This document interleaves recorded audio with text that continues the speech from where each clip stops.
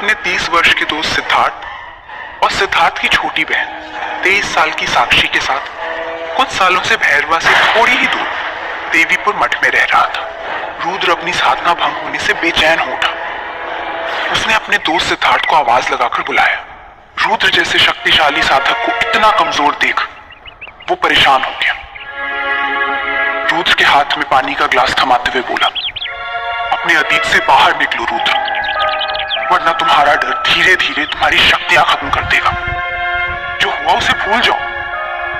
रुद्र बोला, इस बार बात कुछ अलग थी। उस किन्नर ने कलीथा का नाम लिया। ये सुनते ही सिद्धार्थ चौंक गया। इससे पहले कि वो कुछ कहता, अचानक से दोनों का ध्यान बाहर मचे शोर पर गया। ढेर सारे कौवों का शोर। ताई साक्षी भागी भागी आई और घबराकर कहा, भैया रुद्र जल्दी बाहर आओ। शाम के 6 बजे थे, लेकिन सूरज के बजाय पूरा आसमान भयानक काले बादलों से ढका था। मठ के चारों तरफ कौवों ने कोहराम मचा रखा था। बढ़ते हुए इस अंधेरे के बीचों बीच सफेद कपड़ों में खड़े रुद्र, सिद्धार्थ और साक्षी हक्के बक्के आसमान को देख रहे थे। इतने में तीनों का ध्यान मठ की ओर तेजी से आती हुई जीप पर गया, जो मठ के दरवाजे पर आकर रुक गई। उसके रुकते ही विंडशील्ड पर एक कौवा जोर से जा टकराया। रुद्र ने सिद्धार्थ से कहा, मुझे अपनी साधना फिर से शुरू करनी होगी। और सब कुछ अनसुना अनदेखा कर रुद्र अपने कमरे में चला गया। लेकिन दरवाजा बंद करते ही किसी ने जोर जोर से खटखटाना शुरू कर दिया। बाहर से किसी की चीख पुकार आई, गुरुजी, मुझे पता है आप अंदर हैं, प्लीज दरवाजा खोलिए, प्लीज। रुद्र अपनी ध्यान मुद्रा में बैठ गया, ये सोचकर कि सिद्धार्थ और साक्षी बाहर खड़े इंसान को संभाल ले। लेकिन उसने बेसब्री में और तेजी से दरवाजा खटखटाना शुरू कर दिया। सिर्फ आप ही हैं गुरुजी जो भैरवा को बचा सकते हैं। आपने पहले भी नरक के दूतों से लड़कर उन्हें हराया है। आप ही हमारी मदद कर सकते हैं। नरक के दूतों की बात सुनकर रुद्र का डरावना सपना उसकी आंखों के सामने नाचने लगा। उसने गुस्से में अपनी आंखें खोली और तेजी से जाकर दरवाजा खोल दिया। सामने भैरवा गांव का लंबा हट्टा कट्टा 26 वर्षीय विशाल हाथ जोड़े खड़ा था। इससे पहले कि रुद्र कोई जवाब दे सके, विशाल सीधे रुद्र के पैरों में गिरकर बोला, गुरुजी, मेरी बात सुनिए। किसी ने भैरवा की काली पहाड़ी से उसका रक्षा त्रिशूल हटा दिया और वहां की काली शक्ति आजाद हो गई है। बच्चे गायब हो रहे हैं और लोग कह रहे हैं कि भैरवा में यक्षिणी का प्रकोप लौट आया है। इस बार यक्षिणी मर्दों की जगह बच्चों का शिकार कर रही है और गांव वाले मेरी बहन और उसकी दोस्तों को यक्षिणी का साधक समझ रहे हैं। उन्हें मार देंगे ये लोग। आप प्लीज चलकर उन्हें बचा लीजिए। रुद्र को जैसे कोई झटका सा लगा। बहन, ये शब्द सुनकर रुद्र के पैर अपनी जगह पर ही जम गए। उसकी गर्दन में सिरहंसी दौड़ गई। आंखों के सामने बार बार उस लड़की का चेहरा आने लगा जिसे रुद्र को जान नहीं पाया था। रुद्र की आंखों से आंसू छलक गए। वो जानता था कि विशाल किस दर्द से गुजर रहा है, पर वो खुद को लाचार महसूस करने लगा। एक हारी हुई हड़बड़ाती आवाज में अपने कमरे का दरवाजा बंद करते हुए बोला, देखो, मुझे तुम्हारे साथ हमदर्दी है, पर मैं तुम्हारी कोई मदद नहीं कर सकता। विशाल की आंखों में गुस्सा छा गया। उसने अपने आंसू पोंछकर बोला, मैं आपके भरोसे अपनी बहन और उन 3 लड़कियों को गांव वालों के हाथ छोड़कर आया और यहां आप मेरी उम्मीद तोड़ रहे हैं। मठ में छुपकर साधना करने से किसी की जान नहीं बचा सकते।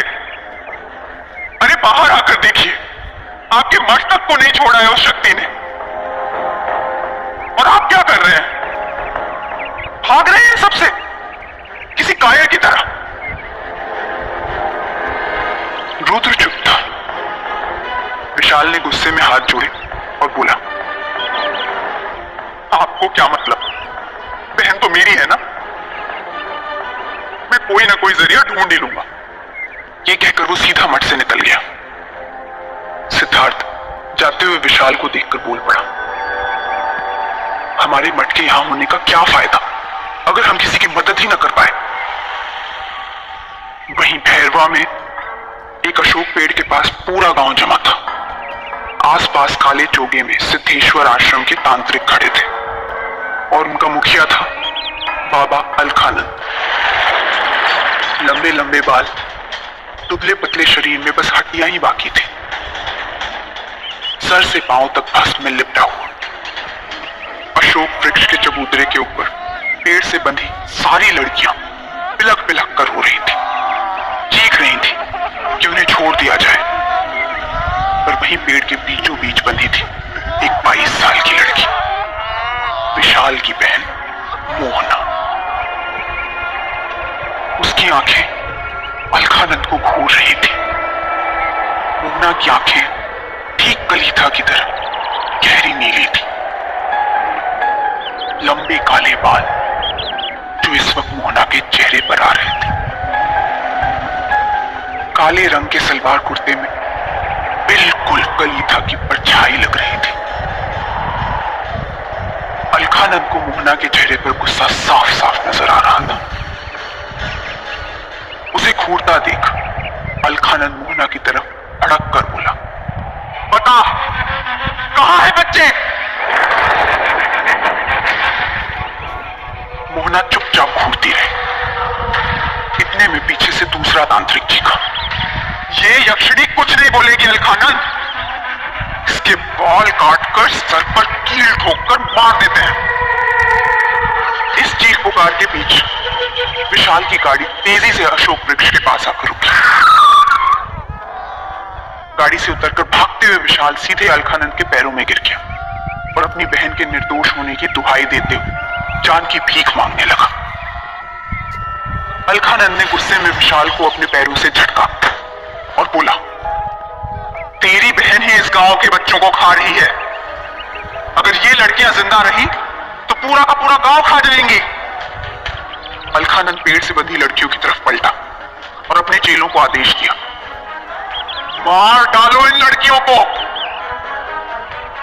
जैसे ही उसके चेलों ने अशोक वृक्ष की ओर कदम बढ़ाए, अचानक तेज हवाएं चलने लगी, इतनी तेज कि सबको उड़ा ले जाएंगी। चारों तरफ अफरा तफरी मच गई।